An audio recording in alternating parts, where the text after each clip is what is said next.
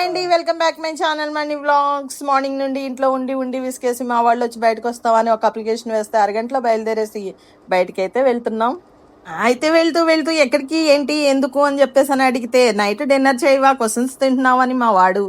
తినబోతూ రుచి ఎందుకని మా హస్బెండ్ అంటే సరే బీచ్ కొనేమో అని సరిపెట్టుకుంటే అయితే షాప్స్ అన్ని క్లోజ్ చేసే టైంలో నైట్ 9:30కి లాంగ్ డ్రైవ్ లేంట్రా బాబు అని చెప్పేసాను. అంటే అది నేను వెళ్ళిన పని సక్సెస్ అయితే మీకు మంచి ట్రీట్ అని చెప్పేసాను అనగానే ఓకే ట్రీట్ అంటే ఆల్వేస్ రెడీ అని చెప్పేసాను. నేను మా అబ్బాయి అయితే రెడీ అయిపోయాము. విషయం ఏంటంటే ఎప్పుడో మే నెలలో నా బర్త్డేకి పిస్తా ఫ్లేవర్ ఐస్ క్రీమ్ అంటే అప్పటి నుంచి ఇప్పటికి వాయిదా వేసి ఇప్పుడు ఈ అడావిడంతా 9 మా హస్బెండ్ వర్క్ కంప్లీట్ అయిపోయిన తర్వాత ఎంవీపీలో ఉన్న ఐబోకకి అయితే వచ్చేసాము. సో ఆర్డర్ ఏమి ఇస్తామంటే ఏమాత్రం కన్ఫ్యూజ్ లేకుండా మై ఆల్ టైమ్ ఫేవరెట్ పిస్తా అయితే సింగిల్ స్కూప్లు విత్ నట్స్ ఆర్డర్ అయితే ఇచ్చేసాను. చిన్న ఫ్లవర్స్ అన్ని కూడా టేస్ట్ చూసేసి తర్వాత ఏది బాగుందో చూసుకుని తర్వాత నెమ్మదిగా ఆర్డర్ ఇచ్చుకున్నారు మై స్వీట్ బాయ్స్.